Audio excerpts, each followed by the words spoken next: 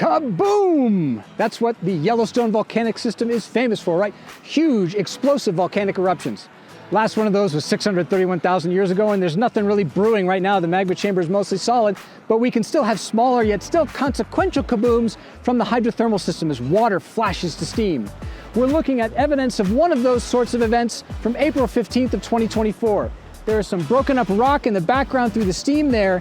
That was a hydrothermal explosion smaller than the one that occurred at Biscuit Basin in July of 24, but one that pounded the ground so hard that it was detected by seismometers 10 miles away. Well, there's another hydrothermal explosion crater that was found here, also that formed in late 2024, and that's out in this area here of Norris Geyser Basin.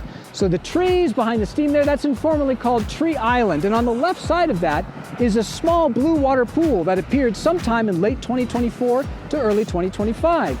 It didn't have a big kaboom, but more of a series of small kablooies that threw out rock that landed in the area around the small crater.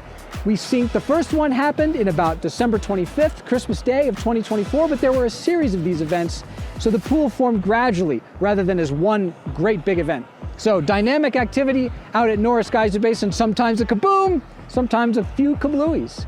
That's the story here from Norris. Now let's talk about ground deformation, seismic activity, and geyser eruptions that occurred over the course of the past month. Seismic activity in the Yellowstone region remains on the low end of what is typical. The University of Utah seismograph stations located 74 earthquakes during the month of February. The largest was a magnitude 2.4 on the far eastern side of Yellowstone National Park. There was also one swarm during the month that was in early February, about a dozen events just to the north of West Yellowstone in Montana. In terms of ground deformation, the caldera seems to have returned to a state of subsidence.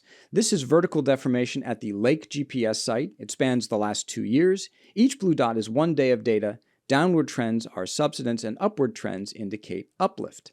Now, subsidence has been dominating of the caldera since 2015, but it's interrupted in the summer months by a small amount of uplift that's caused by changes in groundwater conditions.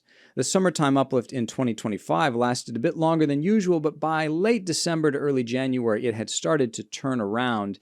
It's interfered with in the last part of February due to winter storms, bad winter weather, which can interfere with the GPS signal. You might remember we also talked about the Norris uplift anomaly. This is an area of the North Caldera Rim just south of Norris Geyser Basin. It has shown uplift at various times in the last few decades, especially during the late 1990s to early 2000s, and it began uplifting again in 2025.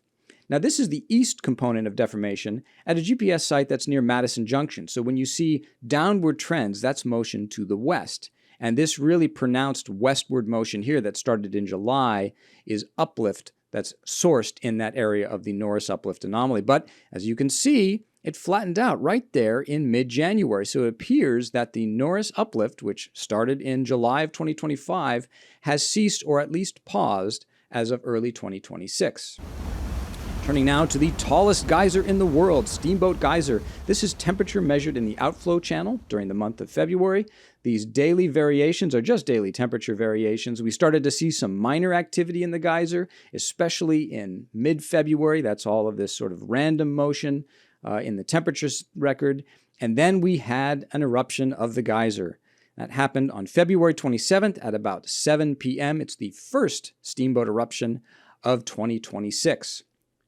Now, just 600 feet, about 200 meters away from Steamboat Geyser is Echinus Geyser, the largest acidic geyser in the world, and it's been putting on a bit of a show in February.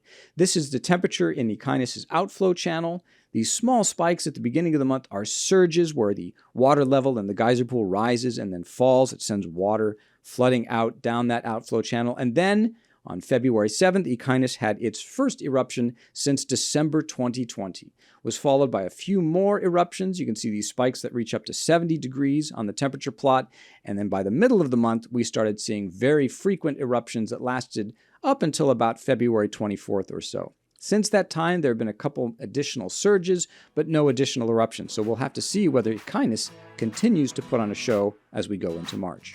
Well, thanks for joining us. If you have any questions at all, you can feel free to email us anytime. Our address is yvowebteam, that's all one word, at usgs.gov. Until next month, stay safe and stay healthy. Watch out for kabooms, and see you next time. Bye-bye.